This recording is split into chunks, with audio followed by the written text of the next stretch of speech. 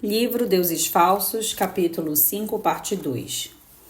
Niebuhr argumentou que o pensamento humano sempre leva algum valor ou objeto finito à condição de a resposta. Desse modo, sentimos que somos pessoas capazes de consertar coisas, que tudo o que se nos opõe é tolo ou maligno. Mas, como acontece com todas as idolatrias, isso também nos cega.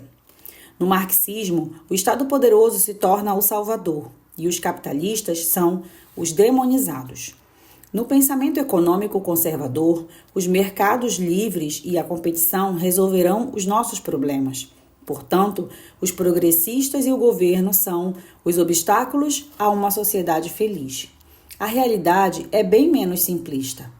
Estruturas tributárias muito progressistas podem produzir uma espécie de injustiça, em que as pessoas que trabalharam duro ficam sem recompensas e são penalizadas por impostos altos.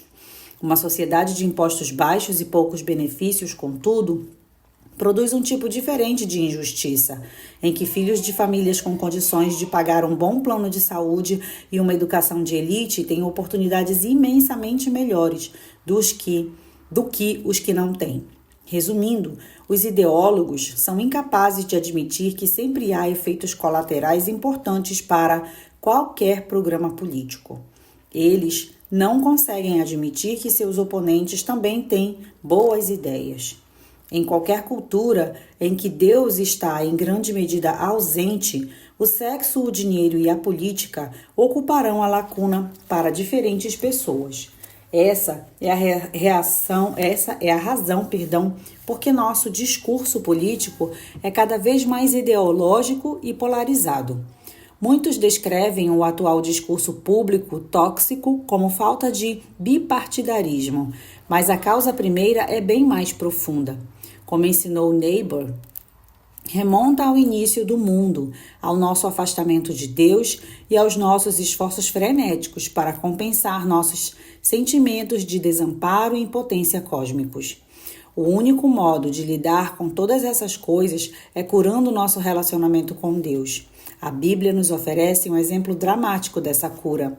É a história de um homem cuja vontade de dominar levou-o a tornar-se o homem mais poderoso do mundo. O rei inseguro. No século 6 a.C., o Império Babilônico ascendeu e subsistiu a Assíria e o Egito como poderes dominantes mundiais. Substituiu a Assíria e o Egito como poderes dominantes mundiais. Logo, esse império invadiu Judá e capturou Jerusalém, exilando a classe profissional de Israel, o que incluía oficiais militares, artistas e estudiosos na Babilônia.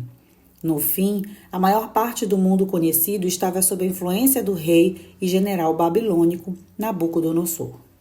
No texto de Daniel 2, contudo, ficamos sabendo que o homem mais poderoso da terra tinha um sono desconfortável. No segundo ano do seu reinado, Nabucodonosor teve sonhos. Isso lhe perturbou muito o espírito e ele perdeu o sono. Então, o rei mandou chamar os magos, os adivinhos, os feiticeiros e os astrólogos para que lhe dissessem os seus sonhos. Eles vieram e se apresentaram diante do rei. E o rei lhes disse: "Tive um sonho e estou aflito para saber o que significa." Daniel 2, de 1 a 3. Nabucodonosor ficou profundamente perturbado com o sonho. Ele havia sonhado com uma estátua imensa e pode ser que essa fosse a visão que ele desejava que o mundo tivesse dele. Um gigante invencível, elevando-se acima do mundo. Entretanto, a estátua tinha pés de barro e ruiu estrepitosamente. O rei acordou suando frio. Será que isso significava que o seu império fracassaria? Ou que alguém viria e exploraria suas fragilidades ocultas? Muita gente com grande ambição de poder vivia ansiosa e apreensiva. Niebuhr acreditava que medo e ansiedade são a razão pela qual muitos buscam o poder político. No entanto, mesmo que o medo não seja uma razão para a busca de poder, ele quase sempre a acompanha. Quem está no poder sabe que é objeto de inveja, além de estar na mira dos competidores. Quanto mais alto a pessoa sobe, maior a possibilidade de uma queda terrível pois agora há muito o que perder. Quando Bernard Madoff foi condenado a 150 anos de prisão por operar o esquema de pirâmide de 65 bilhões de dólares, ele culpou publicamente o próprio orgulho. Em algum momento do passado, havia enfrentado um ano em que deveria ter declarado perdas significativas, mas não conseguiu admitir seus fracassos como administrador financeiro. Não poderia aceitar a perda de poder e reputação que esse reconhecimento traria. Desde que começou a esconder sua fraqueza pelo esquema Ponzi, não conseguiu admitir seu erro de julgamento enquanto o esquema crescia, sempre pensando que poderia, entre aspas, dar um jeito de sair dessa. Portanto, o poder costuma nascer do medo, que por sua vez dá à luz mais medo. O sonho estava compelindo a insegurança de Nabucodonosor a vir à tona, e isso era um incômodo extremo. Pessoas poderosas não gostam de admitir quão frágeis realmente se sentem. O medo da impotência. Nabucodonosor é um estudo de caso clássico do que Niebuhr afirma sobre pecado, política e poder em A Natureza e o Destino do Homem. No capítulo, Niebuhr argumenta que o homem é inseguro e busca superar sua insegurança pela vontade de potência. Ele finge não ser limitado. Os seres humanos têm bem pouco poder real sobre a própria vida. 95% do que determina o curso da sua vida está absolutamente fora do seu controle. Isso envolve o século e o lugar em que nascem, em quem são seus pais e família, o ambiente em que passam a infância, a estatura física, os talentos geneticamente programados e a maior parte das circunstâncias em que se descobrem. Resumindo, tudo o que somos e temos nos é dado por Deus. Não somos criadores infinitos, mas criaturas finitas, dependentes. O poeta britânico W.A. Henley teve uma perna amputada na adolescência. Mesmo assim, seguiu em frente e construiu uma carreira de crítico e escritor. Quando ainda era jovem, Henley escreveu audaciosamente o famoso Invictus, o termo latino para invicto. Não importa quão estreita seja a passagem, quão pleno de castigos o livro, sou o mestre do meu destino, capitão da minha alma. Como Niebuhr destaca, esse é um gênero enorme, uma visão da realidade distorcida e contaminada pelo pecado do orgulho. Ninguém deseja reduzir a importância de aprender a superar obstáculos na vida, mas o sucesso de Henley seria impossível tivesse ele nascido sem talento literário, com um QI abaixo da média ou com pais e relacionamentos sociais diferentes. E de alguma forma semelhante a Nabucodonosor, Henley foi obrigado a enfrentar a própria impotência quando a filha de 5 anos morreu, um golpe do qual jamais se recuperou. Era um homem finito e limitado em um mundo de forças indomáveis. Se Niebuhr estiver correto e os seres humanos tiverem um medo profundo de impotência oriundo do fato de terem se afastado de Deus, então deve haver várias maneiras com as quais tentam lidar com o problema. Não somente por meio da política e do governo. Ídolos de poder são ídolos profundos, que podem expressar-se mediante grande variedade de outros ídolos superficiais. Durante meus anos de faculdade, conheci um homem que, antes de professar a fé em Cristo, era um notório conquistador de mulheres. O comportamento padrão de James consistia em seduzir a mulher e, depois de fazer sexo com ela, perder o interesse e passar para a próxima. Quando abraçou o cristianismo, mais que depressa, ele renunciou às suas escapadas sexuais. Tornou-se ativo no ministério cristão. Todavia, seu ídolo profundo não mudou. Em toda aula ou estudo, James se mostrava controverso e dominador. Em toda reunião, ele tinha de ser o líder, mesmo que não designado para isso. Era ríspido e desagradável com os céticos ao conversar com eles sobre sua fé recém-descoberta.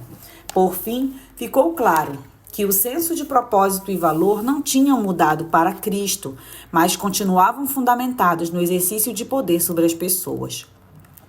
Era o que o fazia se sentir vivo. A razão pela qual James tinha vontade de ter relações sexuais com as mulheres não era por sentir-se atraído, mas porque buscava o poder de se ver capaz de dormir com elas, se assim o desejasse. Uma vez conquistado esse poder, ele perdia o interesse por elas. O motivo por que desejava participar do ministério cristão não era por se sentir atraído pelo serviço a Deus ou às pessoas, mas pelo poder de saber que estava certo, que era detentor da verdade. Seu ídolo de poder assumiu uma forma sexual e depois religiosa. Ele se escondia bem. Ídolos de poder, portanto, não são só para poderosos. Você pode correr atrás do poder de pequenas maneiras, triviais, tornando-se o valentão local do bairro ou um burocrata de baixo escalão que dá ordens a poucas pessoas do seu campo de autoridade.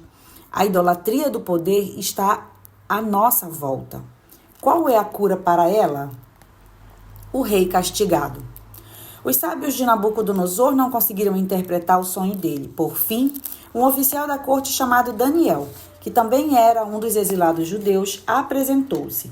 Pelo poder de Deus, foi capaz de dizer ao rei o conteúdo do seu sonho, mesmo sem Nabucodonosor revelá-lo. Em seguida, Daniel interpretou o sonho. Ó rei, tu viste uma grande estátua em tua visão. Essa estátua imensa e impressionante estava em pé diante de ti e tinha uma aparência terrível. A cabeça da estátua era de ouro fino, o peito e os braços de prata, o ventre e o quadril de bronze, as pernas de ferro e os pés em parte ferro e em parte barro. Enquanto estavas vendo, uma pedra soltou-se sem auxílio de mãos e feriu a estátua nos pés de ferro e de barro, e os esmigalhou. Então o ferro, o barro, o bronze, a prata e o ouro foram despedaçados e viraram pó, como a palha das eiras no verão. O vento os levou sem deixar nenhum vestígio, porém a pedra que feriu a estátua se tornou uma grande montanha e encheu toda a terra. Daniel 2, 31, 35. A estátua representava os reinos da terra. Parecia um ídolo gigante e simbolizava a idolatria do poder e da realização humanos. Ela era a civilização humana, comércio e cultura, governo e poder, todos exercidos por seres humanos com o objetivo de se glorificarem. O que estraçalhou o ídolo foi uma pedra. Em contraste com o restante dos materiais da estátua, ela soltou-se sem auxílio de mãos. Ela vinha de Deus.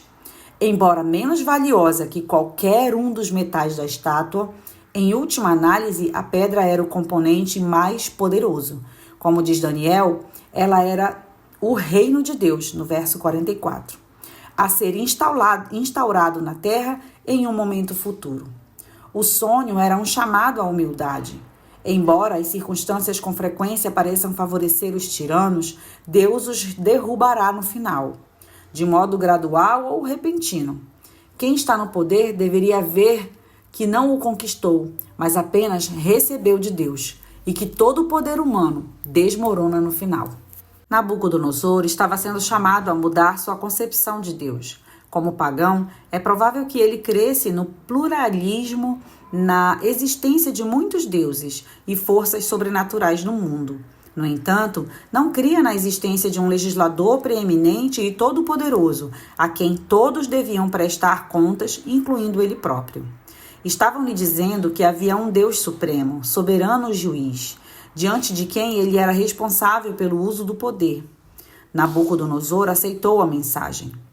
Então, o rei Nabucodonosor caiu com o rosto em terra e reverenciou Daniel, e ordenou que lhe trouxessem uma oferta de cereal e incenso, e o rei respondeu a Daniel: verdadeiramente, o nosso Deus é Deus dos deuses. O vosso Deus é Deus dos deuses, e o Senhor dos reis, e o revelador dos mistérios, pois pudeste revelar este mistério. Em Daniel 2, 46, 47. O rei confessou que Deus é o Senhor dos reis. O Senhor mais poderoso do mundo se prostrou, um gesto de humildade bastante distinto do orgulho costumeiro de Nabucodonosor.